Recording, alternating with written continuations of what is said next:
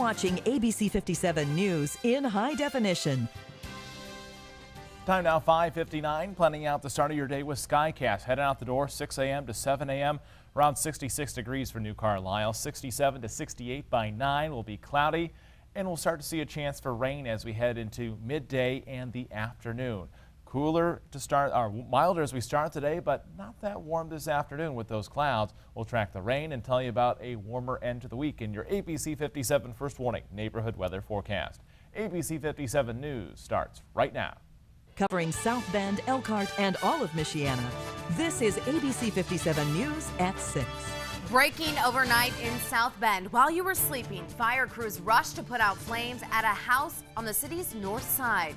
And new this morning, in just hours, a Granger woman accused of leaving her baby in a dumpster is expected in a St. Joseph County courtroom. We've got a closer look at what lies ahead for 32-year-old Purvi Patel. Plus, right now, a 4-year-old girl is recovering from a shot to the head. Officers say her 8-year-old brother is to blame. Straight ahead, the latest on the investigation. Good morning, Michiana. Welcome to ABC 57 News. I'm Emily Pritchard. We've been following new and developing stories overnight.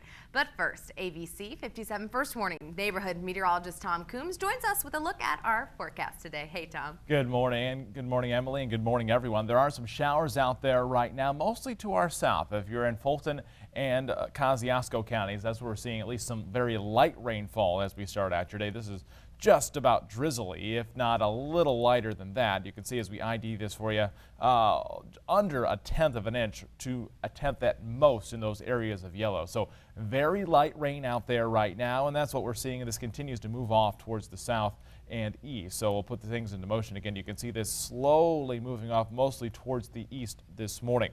Temperatures are milder thanks to the clouds. It's 66 right now in South Bend, 64 Warsaw, and 66 in Rochester. About 10 degrees warmer than where we were yesterday morning. Highs, however, not much warmer this afternoon because we'll hang on to those clouds and still see a chance for rain. It does look better for Thursday, coming up in your ABC 57 First Warning Neighborhood Weather Forecast. Emily? Thanks, Tom. And here's a look at the scene of an early morning house fire in South Bend. Flames sparked just before 1:30 this morning on North Sherman Avenue. Now, our crews arrived to the scene about a half hour later, and the fire chief there tells ABC 57 News it was a neighbor who actually spotted those flames. A neighbor reported seeing some fire from the exterior of the structure. Fire crews arrived promptly, and there was a small fire on the exterior of the structure spreading to the inside. Officials say no one was in that house during the fire. New this morning, a woman accused of leaving her baby in that dumpster is expected to face a judge today. 32-year-old Purvi Patel is due in court for her initial hearing. Police say she put her dead baby in a dumpster behind Moe's Restaurant on University Drive in Granger. For the very latest, we turn to ABC 57's Eric Steltzer. He joins us live at the St. Joseph County Courthouse this morning with more. Eric. Hey, Emily. Well, Purvi Patel is expected to be here at the St. Joseph County Courthouse in just a few hours. However, right now she is free on bail. The last time she was here at the courthouse, she walked through the building with her face covered. She's charged with neglect of a dependent. Now, that's going to be a Class A felony, which was here she pled not guilty. According to court documents, she went to the hospital July 13th for vaginal bleeding, but denied giving birth. However, the doctor treating her noticed an umbilical cord protruding. A second doctor then confirmed the birth, and then Patel confessed to having a child. However, she said it happened in her house and she only put it in the dumpster after thinking it was dead. After police found the baby, doctors determined it was 30 weeks old and premature. Police then got a warrant to search her cell phone. They found out she was talking to at least one person about getting drugs from Hong Kong that could induce labor and then terminate the pregnancy. Now, we'll have more on this gut-wrenching story within the next half hour. Also, more on what police found on her cell phone. Reporting live at the St. Joseph County Courthouse, Eric Steltzer, ABC 57 News. And right now, a 4-year-old girl is recovering from a shot to the head. Police in Jay County, Indiana, say the shooting is between two siblings. They believe it's her 8-year-old brother who pulled the trigger. Officers say he missed while aiming at a target. Now, medics airlifted the girl to a nearby hospital. at this hour, she is still in critical condition, and investigators say no charges will be filed. Well, these two women are facing charges stemming from a Nigerian check scam. 39-year-old Barbara Ikes and 20-year-old Desiree Blackburn are facing several charges, including forgery and theft. Now, deputies say a Kosciuszko County man tipped them off of the possible scam, leading officers to the women from Illinois. Now, police believe they may have other victims from all across the country.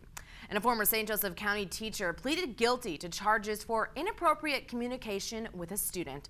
Police say 31-year-old Eric West sent inappropriate texts to a former student last July.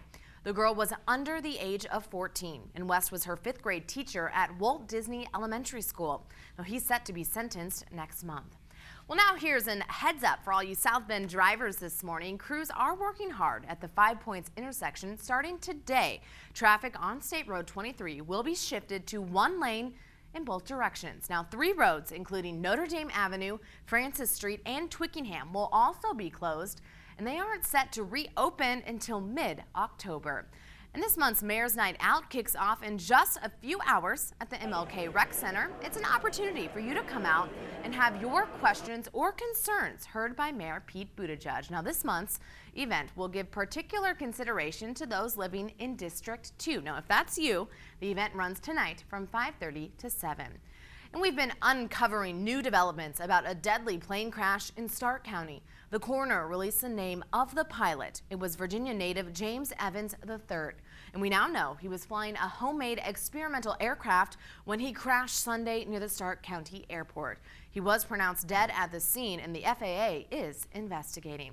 Well, a couple is facing theft and burglary charges. Now, they're accused of actually stealing luggage in the aftermath of the Michiana Airlines crash. Now, prosecutors say the two took the luggage of passengers who were diverted from San Francisco after that July 6th crash landing. Now, one of them actually works as a customer service representative for United, and police say the two were caught after they were trying to return some of those items from inside the stolen luggage at a Nordstrom's, all for cash.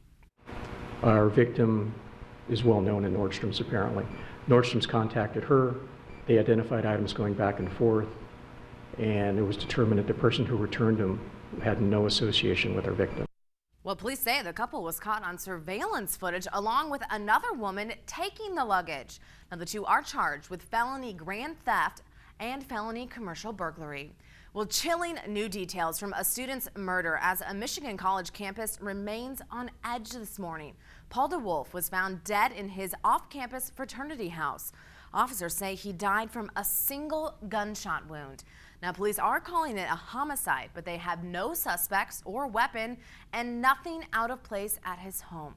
Now, his friends say they just can't think of any enemies he would have had. He's like, I'm to cure cancer one day. He had such big aspirations for life, and if you knew Paul, he would have done it. He's the type of person that would have cured cancer. Now, the University of Michigan is increasing police patrols this morning, and they're warning students to stay alert as investigators hunt for his killer. Well, the time right now is 6:08, and he was behind the biggest leak of classified information in U.S. history. And this morning, the sentencing phase of a former U.S. Army intelligence analyst is set to begin. Still to come, the latest in the WikiLeaks trial of Bradley Manning. And take a look at this fully formed water spout over Tampa Bay in just 2 minutes. We've got a closer look at the video you don't want to miss. A few showers, some drizzle this morning. We could see storms this afternoon. I'll forecast that in your ABC 57 First Warning Neighborhood Weather Forecast.